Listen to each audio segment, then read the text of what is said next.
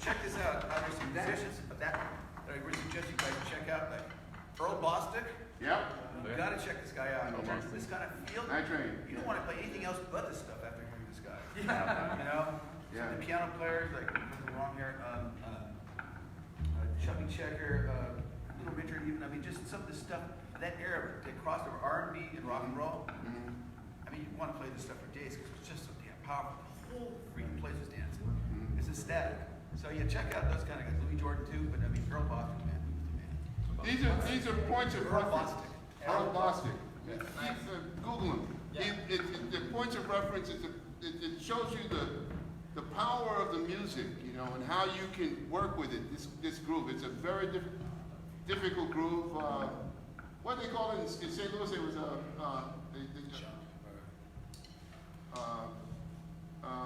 honky. It's kind of a honky tonk thing. Bill Doggett. With the tap piano and all that. Yeah.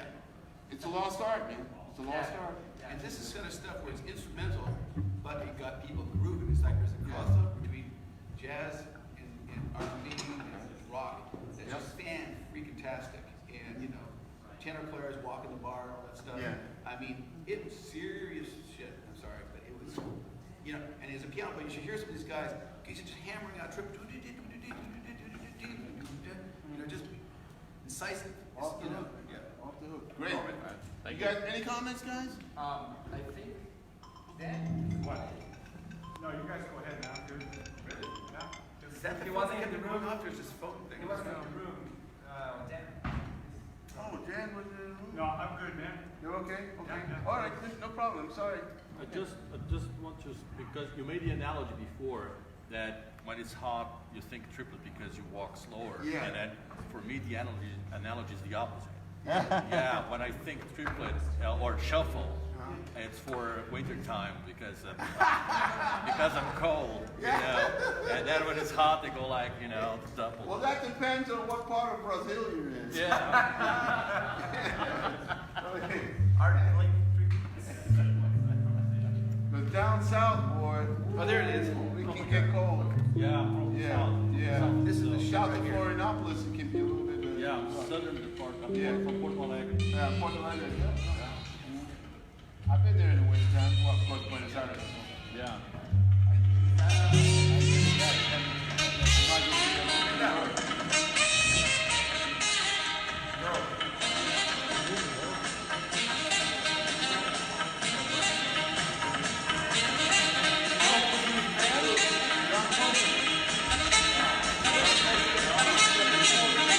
Check this out. This is badass. The whole thing is great. Check this out.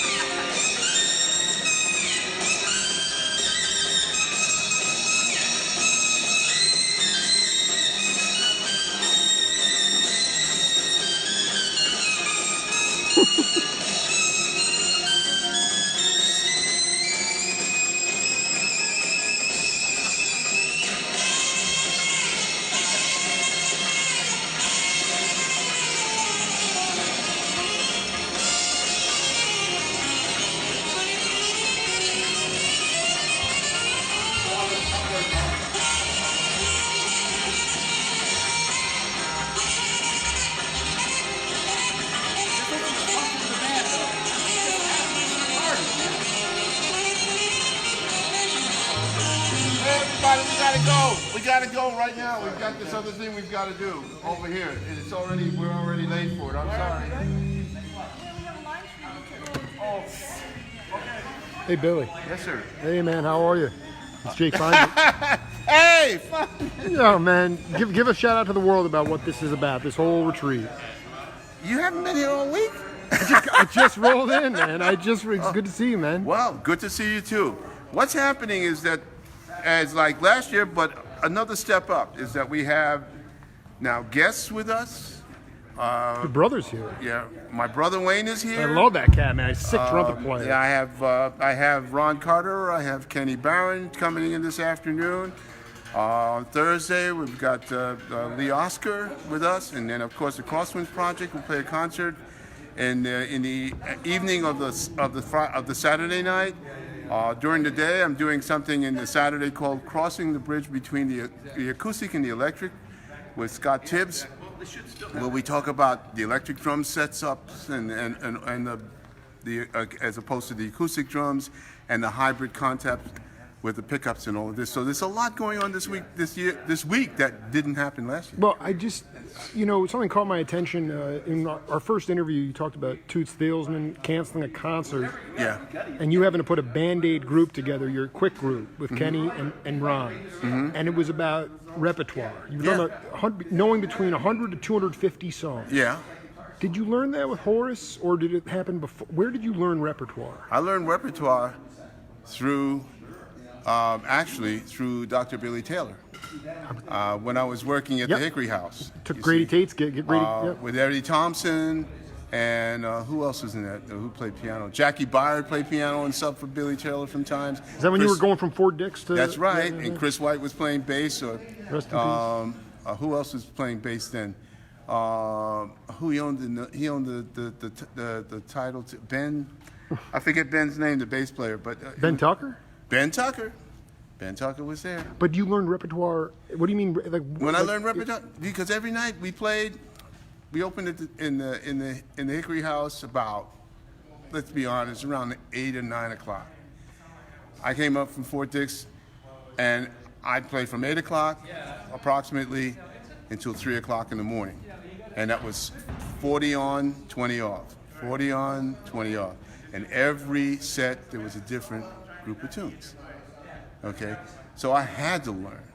I had to focus on a lot of things like that, not just with them, but because I was doing that, it forced me to expand my recording archives. So I had LPs up the wazoo, man, just studying whenever I had a moment for what was going to happen that night, and learning arrangements, just learning generally how those tunes were treated. And with Billy, it was Taylor. They didn't call tunes; they just played. How do you incorporate that into like with the Art of Three, or how do you incorporate it with the younger cats here repertoire? You're talking about infusing with Tibbs and all this cool, very cutting edge stuff. But what about repertoire? Kids need a bigger bag. So what you need is to understand how that is approached, okay? Hey, you guys, give me a break, okay? So what happens is that when we play a shuffle, we have to understand where it's coming from, So we discuss that, the basic origins of that stuff. So that's why we were just in the Earl Bosket and all of that. I heard that. To get a handle on what's happening. By the way, you lost weight. And so in the middle of all that, don't laugh, man. No, you got a haircut, dude. That too. But anyway, so, when you're doing that kind of stuff, you're talking history, going back in time. That's repertoire, is history. Where all of these tunes are, okay, Billie Holiday sang this at such and such and such a time. Oh, yeah, man, she was having a problem. Because it all is a reflection of the social environment in which we lived. So every note of every tune, there's like, oh, I remember that. I mean, where was I? Oh, yeah, I was on 52nd Street. I was at Red Parrot. Oh, yeah, what happened? Oh, yeah, a cat got shot. Oh, yeah, really? Oh, fire out. Or for me, another one would be, you listen to something off of an Art Jazz Messengers thing, and you hear the name Lee Morgan. You hear the trumpet player. You say, oh, yeah, that's Lee. Yeah, man, I remember I was in the studio with him the night he got shot. Wow, what was it? Oh, In the really? club. Well, I was in the recording studio. Oh, you with were in him. the studio when that happened. Yeah, we were recording for Prestige, I think. And I'm trying to remember the name of the organist. I can't remember his name right now. Big guy. And I think Jughead was playing saxophone. So that was Gene I Almond. should be getting this too. No, it wasn't Charles Kennard or anything. No, like that. no. It was back. This was in Rudy Van Gelder's studio, as a matter Oh, yeah, of fact. Rudy was CTI. doing it, and it was for Prestige, I think. And Charles Erlin. Black Talk, yeah. Yeah. So you recall And these tunes, yeah. I was playing drums on that record, and Lee, I mean, that was the last time I saw Lee. And then I found out the following morning, his wife came in and shot him or something like that at Slugs in the Far East. Yeah. I'm like, I was in the studio with him. It can't be, you know. But again, the music led me to that. Hearing it, I go, Lee, wow, man, that's amazing. I can't believe that he's gone. Or, you know, I was playing, and this was happening with repertoire. Where were we? What did we do? For instance, Well, let me ask you this, because what I remember is that you, Kenny, who's coming to this afternoon, and John B. Williams, who's tuning in, you guys were in a trio. I'm curious about the first time that you started to play. When did you first meet Ron Carter? Was it in the studio? 1967. In the studio, or No, I was in the. I replaced. Great drummer who passed away too early. And his name will come to me. Herb Lavelle or No, this is 1967. Herb Lavelle, that's a name I haven't heard. Let's not go there. so you replaced some cat. I replaced him, and his name is. I mean, see his face is right in front of me, but I can't remember his name right now. Yeah. And I replaced him. I was still in the Army, and I went to Missouri, because he was ill and couldn't make it. And it was in a band called the New York Jazz Sextet. And it was at that time, the band consisted of Jimmy Owens, Hubert Laws, Tom McIntosh on trombone, Roland Hanna, piano, and Ron. Who was the leader of that date? You remember? That band had no leader. It was a cooperative band, and that's why I never lasted. Because no one could agree on anything, you know.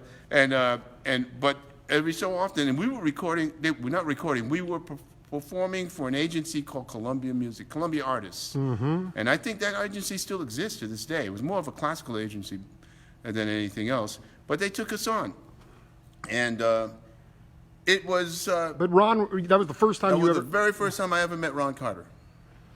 The other cat, I've been listening to him a live show, and I know you guys were really close, and his spirit is really inside me lately, is Grover Washington Jr.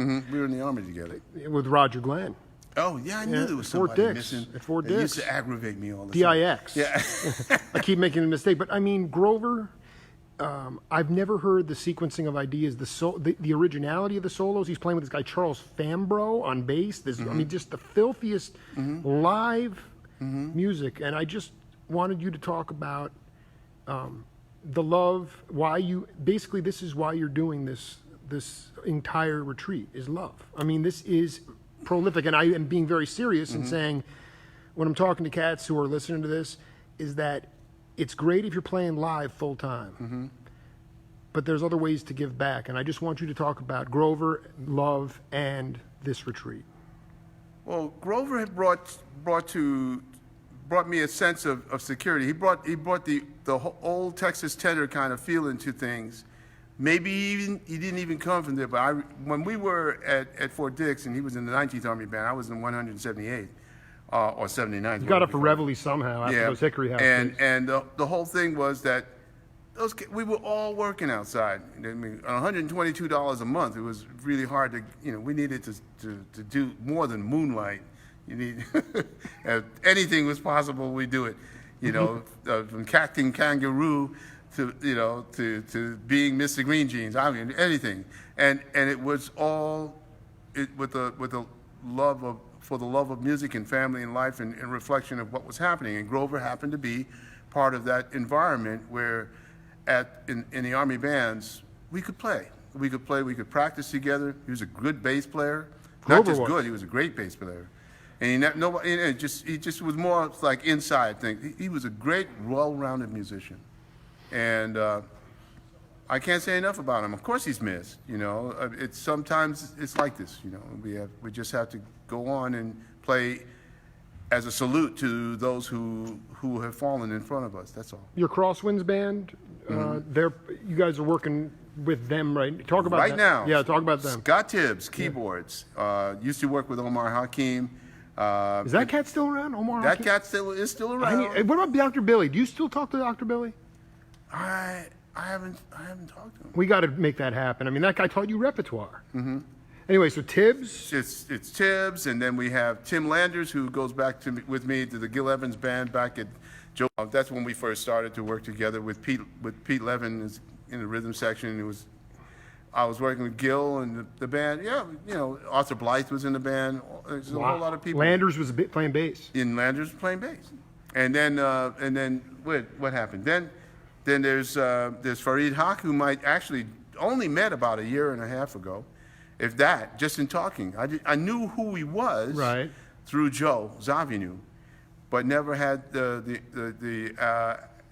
a chance to experience working with him. You never heard him play before that? I heard him play, Yeah, but but he sips passing in the night. He was in Illinois. I rarely ever get to Chicago, and it's just one of those things where it just didn't happen until I sought him out, and he was available, and here we are. And of course, last but not least, is just this guy who does backflips playing a bassoon with all hooked up, and his name is Paul Hansen. He was talking about Earl Bostic before. Yeah, that's out. So we get into all of this because these guys are they're the school teachers. They're the cats that know their way around the educational ranks. Paul's at the Conservatory of Music in San Francisco. Fareed is Northern Illinois guitar chair. Scott's at UCLA. Tim is at Los Angeles College of Music. And me, I'm a working stiff. You are a working stiff. Billy, I know. Listen, we're going to have a lot of hang time, Okay, man. Much man. love to you, man. Good one. Thank you, All the brother. best. All Good the to see you, man.